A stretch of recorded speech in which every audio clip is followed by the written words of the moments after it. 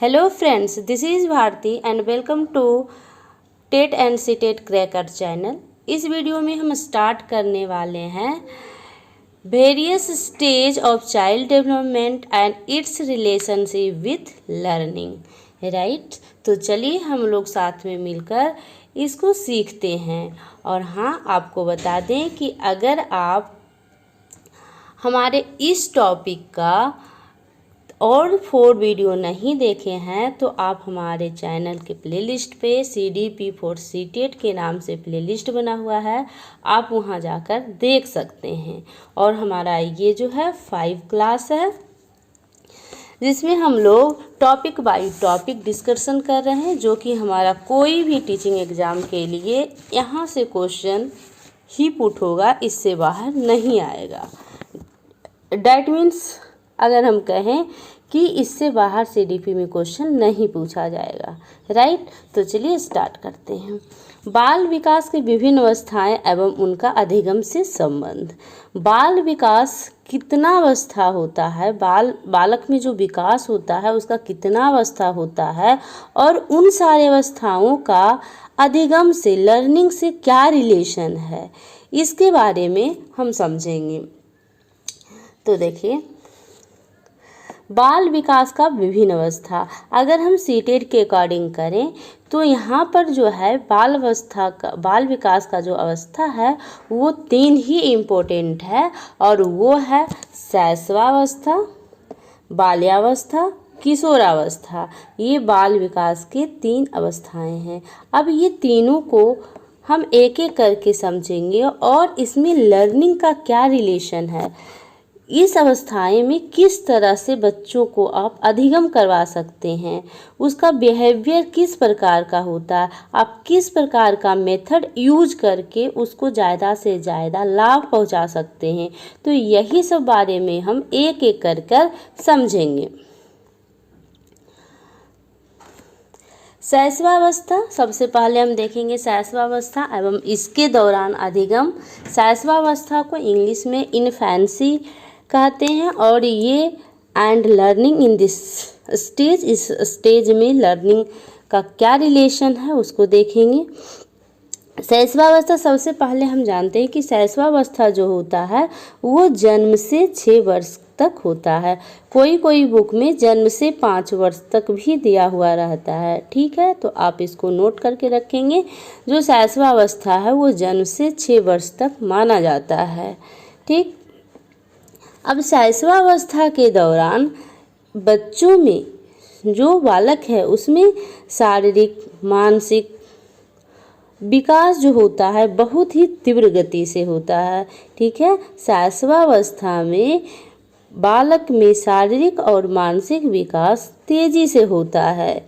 और दूसरा जो पॉइंट है, अनुकरण एवं दोहराने की जो प्रवृत्ति होती है वो बहुत ही तीव्र होती है।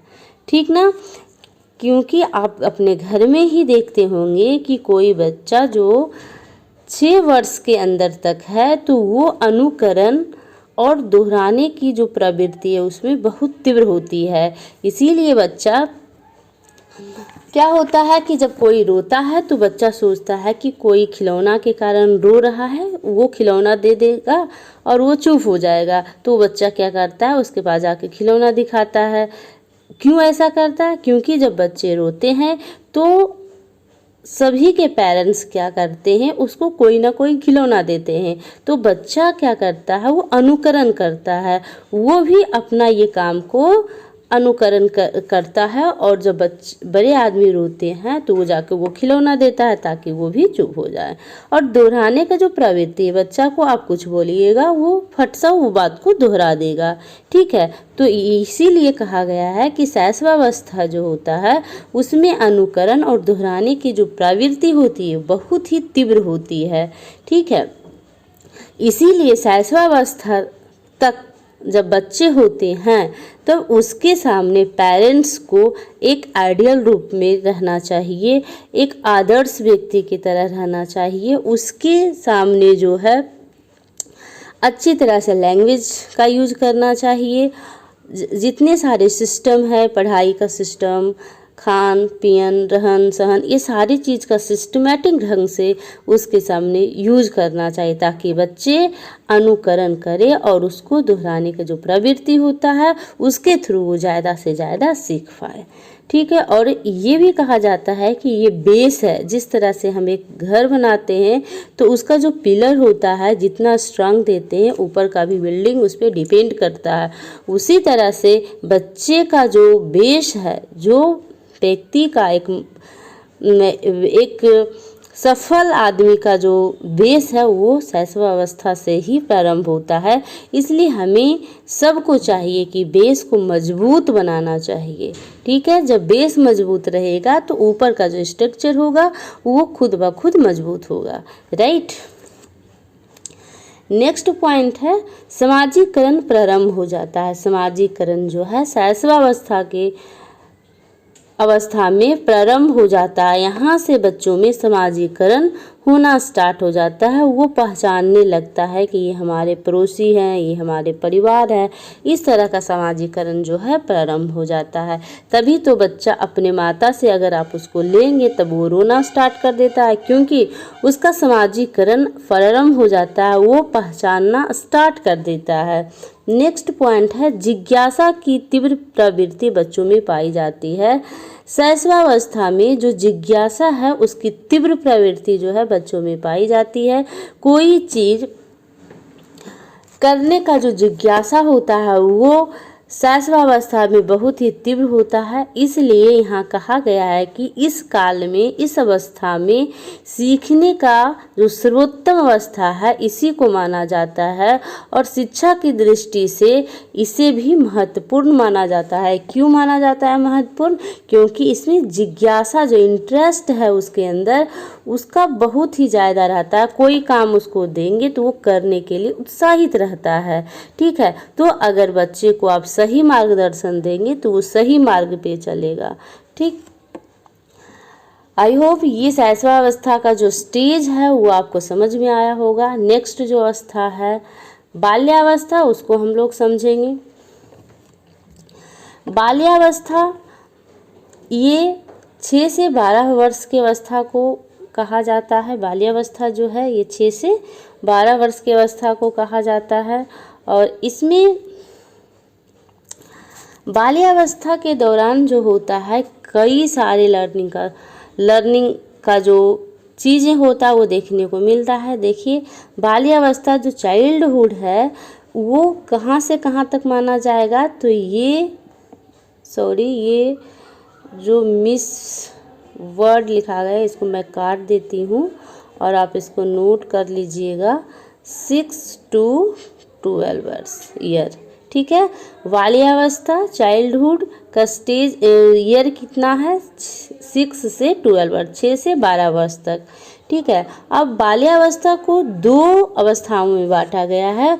फर्स्ट है पूर्व बाल्यावस्था जिसका जो समय है वो 6 वर्ष से 9 वर्ष तक, और दूसरा है उत्तर बाल्यावस्था जिसका समय है 9 वर्ष से 12 वर्ष तक। सेकेंड पॉइंट है बाल्यावस्था के प्रथम चरण जो 6 से 9 वर्ष होता है, उसमें बालकों में लंबाई भार दोनों बढ़ते हैं। उसका लंबाई भी बढ़ता है, उसका भार भी बढ़ता है। ठीक है। और जो थर्ड पॉइंट है वो बाल्यावस्था के दौरान चिंतन तर्क शक्ति का विकास होता है।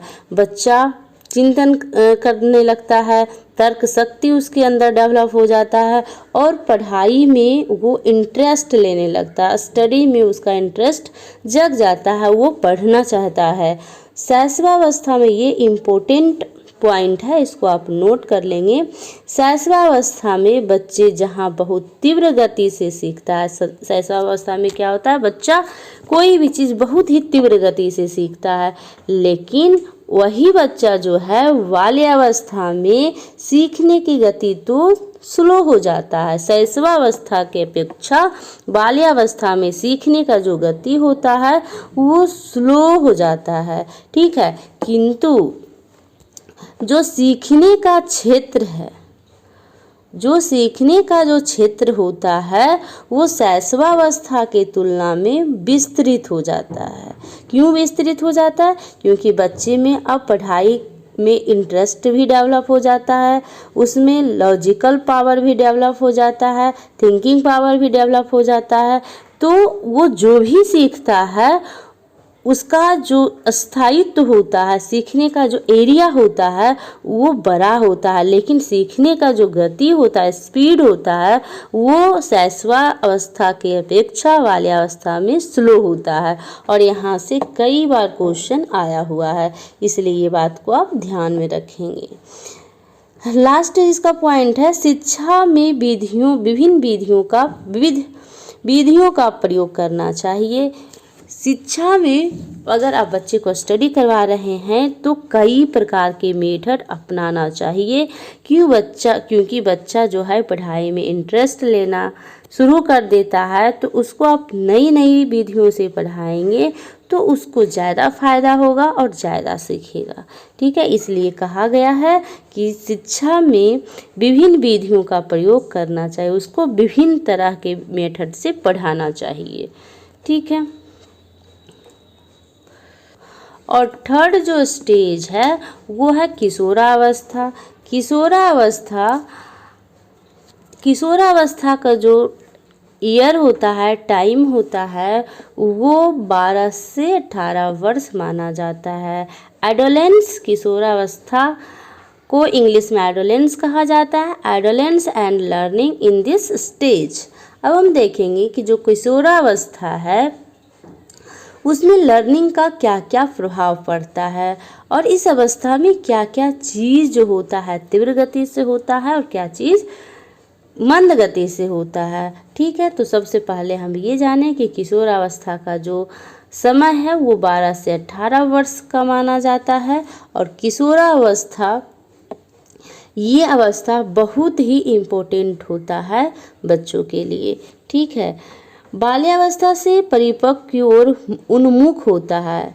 ये अवस्था ऐसा अवस्था है जो बच्चा क्या होता है, बाल्यावस्था से पार होता है और परिपक्वता की ओर उन्मुख होता है। ठीक है, या तो फिर हम कहें कि बाल्यावस्था और प्रौढ़ावस्था के बीच का जो अवस्था है उसे किशोरावस्था कहते हैं। ठीक है, तो बाल्यावस्था से परिपक्वता की ओर उन्मुख होता है।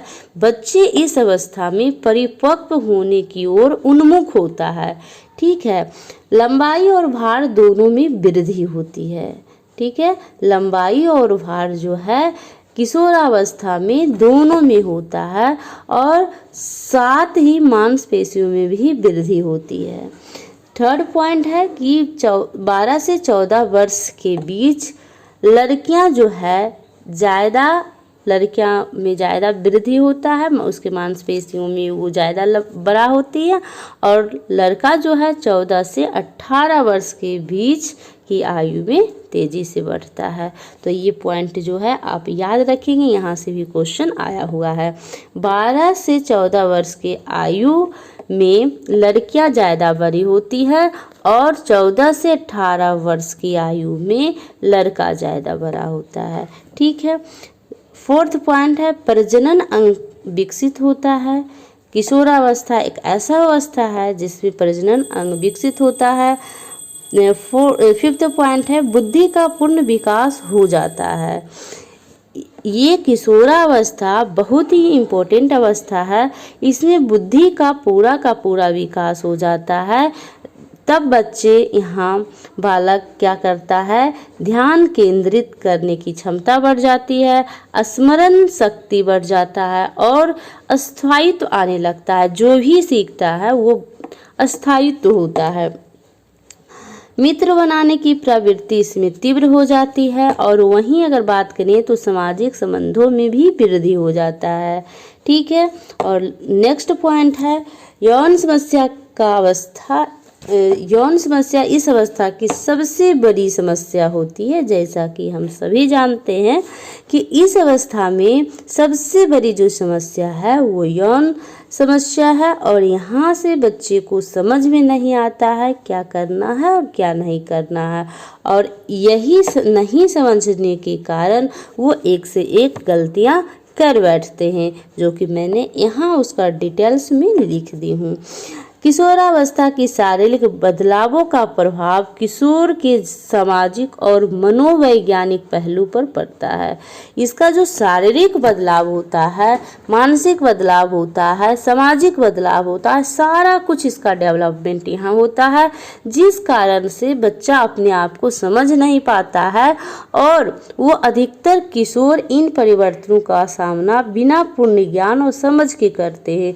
उसको पता नहीं रहता है कि क्या करना चाहिए, क्या नहीं करना चाहिए, और पूर्ण ज्ञान नहीं होने के कारण उन्हें खतरनाक स्थितियों जैसे यौन रोग, यौन दुर्व्यवहार, HIV और संक्रमण और नशीली दवाओं का सेवन का शिकार बन सकती है। अतः इस अवस्था में सभी पेरेंट्स को, शिक्षकों को ये चाहिए कि बच्चों को सही मार्गदर्शन दें, क्योंकि यह एक ऐसा अवस्था है कि बच्चों में सारा चीज़ का डेवलपमेंट होता है जो कि बच्चा खुद को नहीं समझ पाता है और वो विचलित हो जाता है। इसलिए हम सभी को चाहिए कि इस अवस्था के बच्चों को सही गाइडेंस देना चाहिए, राइट। और इससे पहले जो पॉइंट था, जीवन के तूफान और काल, जीवन के तूफान का काल इस अवस्था को कहा जाता है, क्योंकि इसमें हर तरह से बच्चों में डेवलपमेंट होता है। एक तरह से तूफान जैसा दिखता है, क्योंकि अचानक उसका इतना सारा डेवलपमेंट हो जाता है जिससे वो विचलित हो जाता है, ठीक है। और एक पॉइंट और है कि नशा या अपराध की ओर उन्मुख होने की अधिक संभावना होता है।